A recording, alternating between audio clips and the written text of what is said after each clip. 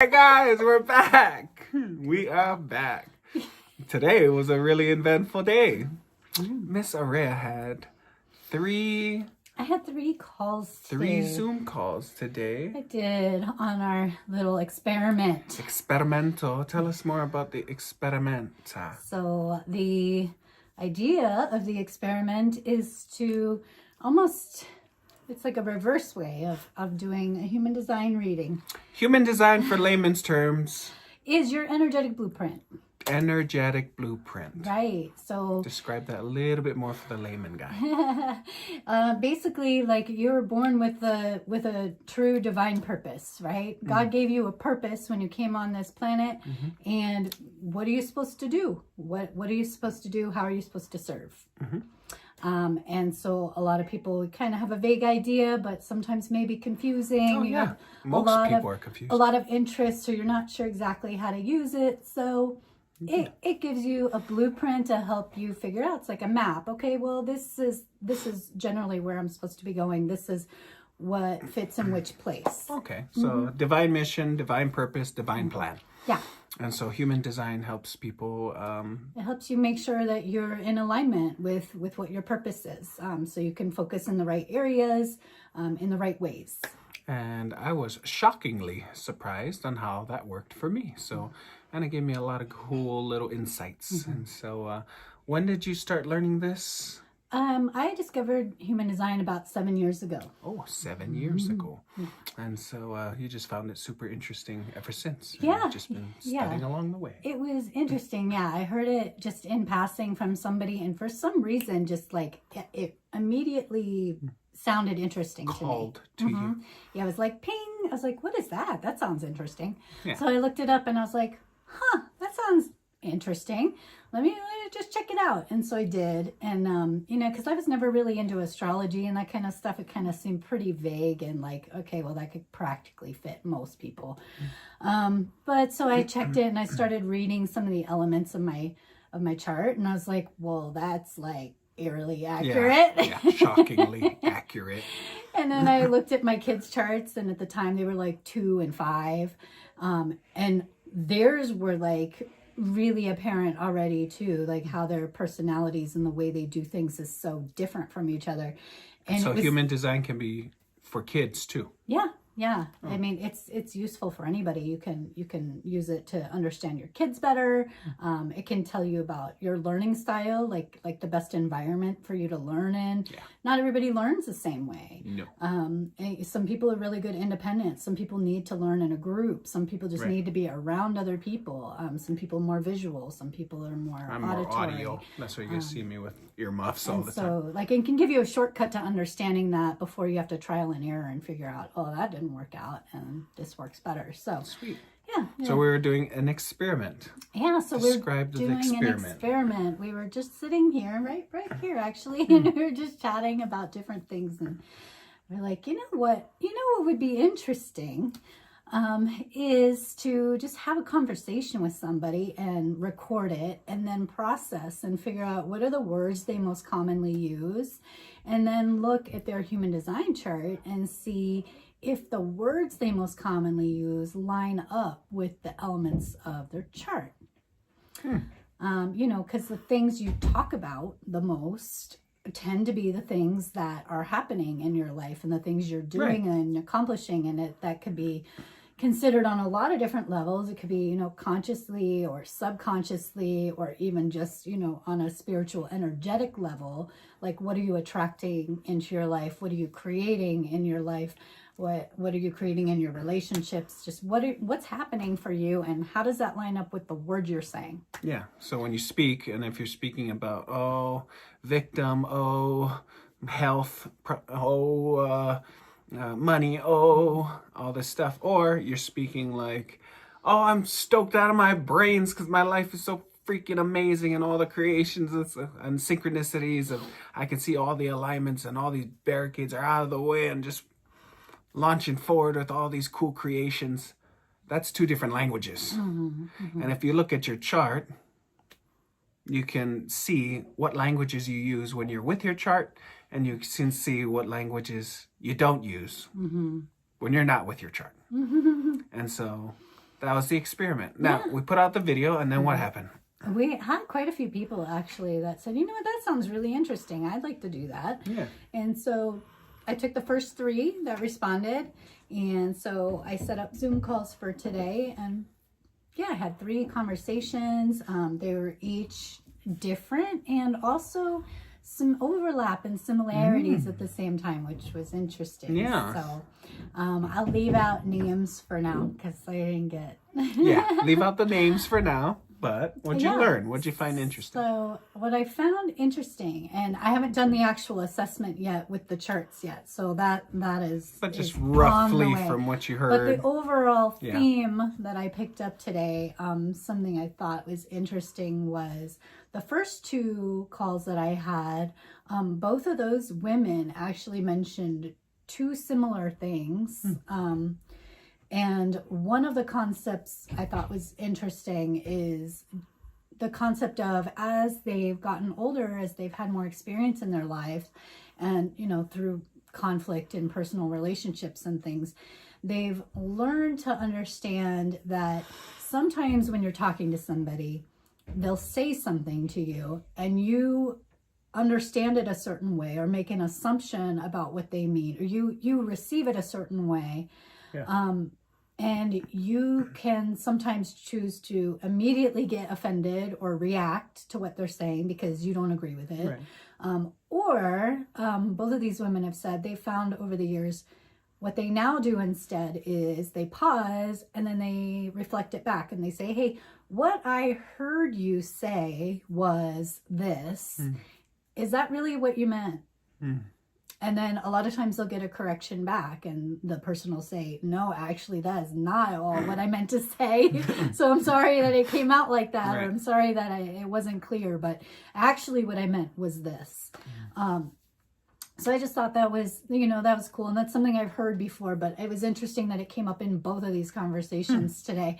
And it just, I think a good reminder for a lot of us is we all come to things with our own preconceived ideas and our own take on what it is based on our life experience and whatever lens we're looking at things through. So it's important sometimes to not just assume that you know exactly what someone was trying to say, especially in this age of internet. It's interesting that that's 2 women. It's who, 2 women. And then, where's our men?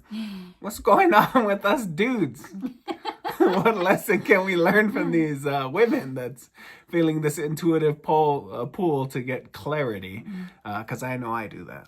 So So just, that's an important thing to stop and think about. Like, is that what they actually said or what they actually intended to say? And maybe just give an opportunity to clear it up. And maybe it is exactly what they meant to say. And so regardless, maybe it's an opportunity to have a conversation. And even if you don't end up agreeing at the end of the conversation, that's okay too. We don't always have to all agree with everything that somebody else says, but at least coming from a point of trying to understand what the other person is trying to say and what their viewpoint is. And it's okay if we don't leave feeling the same way. But, I think, again, this world could use a dose of heck yeah. trying Clarity. to understand a little more what the other person Absolutely. is saying and where they're coming from, and not automatically just so quick to And it's judge. interesting that, it took a lifetime of many communications and many trials and challenges for them to finally get to this clarity at this stage in life. So maybe all of us can learn something about getting super clarity before we assume what someone is saying. Yeah, That's a good lesson. I think we can all benefit from that. So it's interesting to think that, is that in the atmosphere? Is there anybody else out there that's getting that same pull? Like, I got so much life stuff going on. Why don't I get clarity first? Right. If anybody else has any of those, maybe it's just in the air right now. Yeah. And it could also be something that maybe you've heard this or thought this before, but you're not putting it into regular practice. And so maybe this is an opportunity for it to be a reminder, maybe that's why it's coming up. Maybe we need to just have a refresher, a reminder. Refresher 101. Is there anything else synchronistic that you found interesting? Yeah, the same 2 women also both mentioned What's up with these women?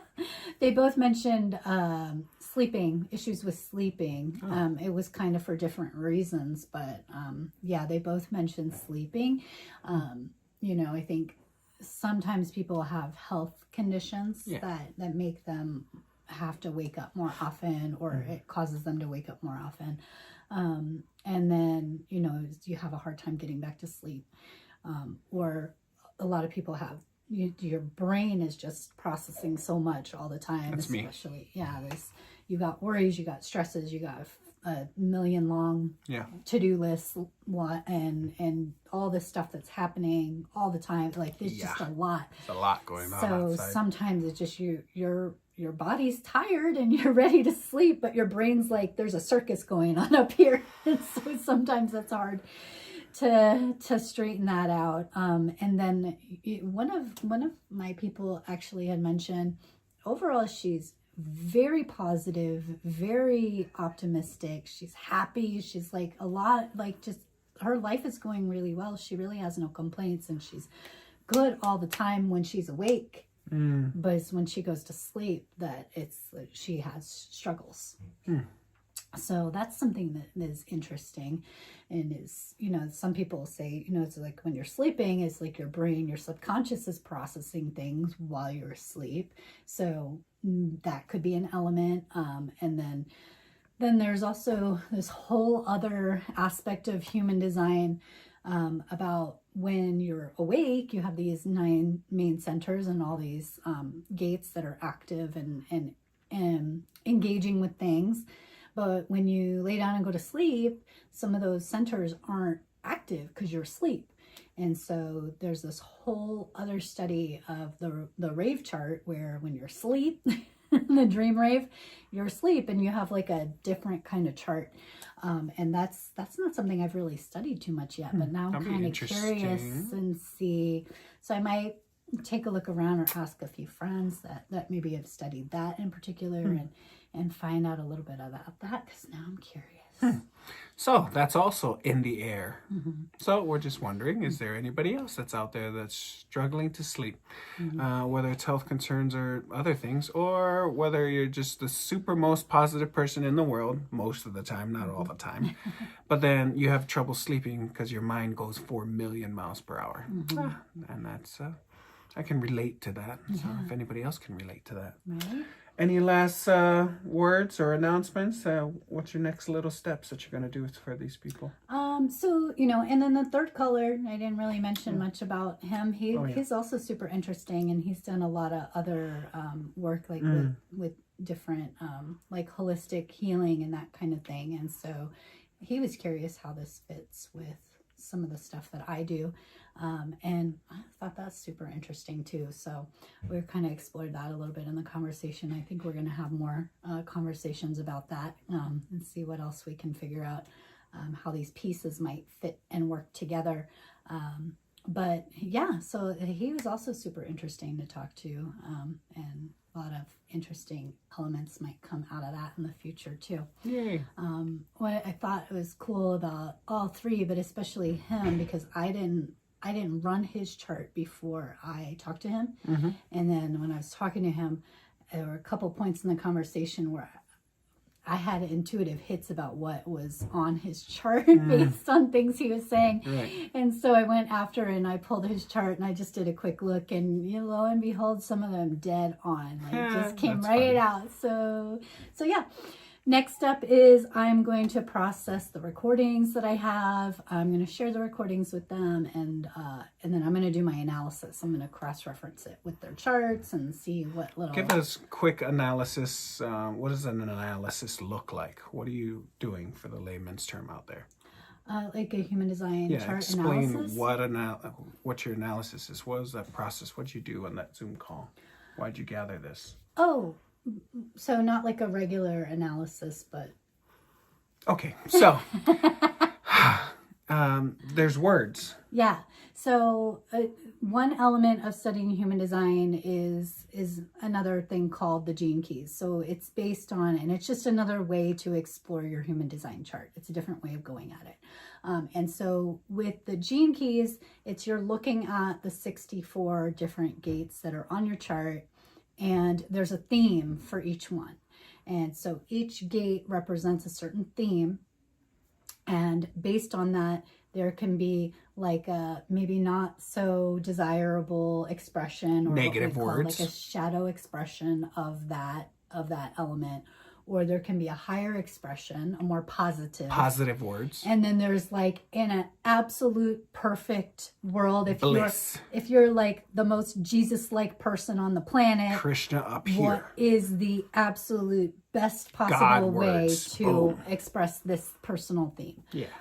So each gate has a range of how this theme can show up. Ah, okay. Okay, so that's what I'm doing with the analysis next, is I'm going to take it, I'm going to figure out the words they use the most, and then I'm going to look at that against their chart, and I'm going to figure out, are they using the words that go with the theme for the particular areas of their life, and are they using the like more positive expression? Are they using more like in that zone of like the highest possible expression, or are they tending to be more on the shadow side, the more negative expression of it?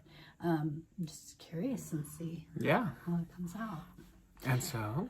So yeah, I will be doing the analysis, and then I'll be following up with them individually, and then I'll also be breaking it down and sharing some pieces on here just so I can share how the experiment is going. Sweet. Yeah. So yeah, actually, I think the last guy I talked to, his wife is also interested in doing this. Yeah, right. So I think I'm going to do one for her, and then I'm probably going to open up some more slots and have. All right. Right now, there's a these couple other people that wanted to conversations. come in. We've been getting a couple little DMs, and you're on a small little waiting list right now. Okay, so it's not like we're just running an experiment, and we're almost through the first 3, and then we'll open up the waiting list and do like another 3 Yeah. or so, Yeah. and then we should find some similarities, interesting similarities. And the ideal world is like interview you or talk to you for like how long was your average talk? They're about a half an hour. 30 minutes, yeah. about So a for half an 30 minutes, you're going to speak a language. Then we're going to use the data and find the top 3 words that you use, or top 4 words that you use. And then we're going to look at your chart and see what's the highest words that you should be using when it matches your chart. And then use the top 4 words that you do use and see where you are on your chart. Are you off your chart using other words that's not It's not your focus. That's not your focus. And then how do we tweak you into this is the right word you're supposed to be using that matches your alignment, and now, boom, launch you into your purpose, your mission, and your plan, which should be a lot of fun. Yeah. Cool. Okay. All righty-o. Where can somebody find more information about you? Oh, I have a website, AureaWolf.com. Spell it out for the layman guy. AureaWolf. Aurea Wolf. AureaWolf.com. It's Aurea Wolf. Dum dum. Human design. Ow. We out. Peace.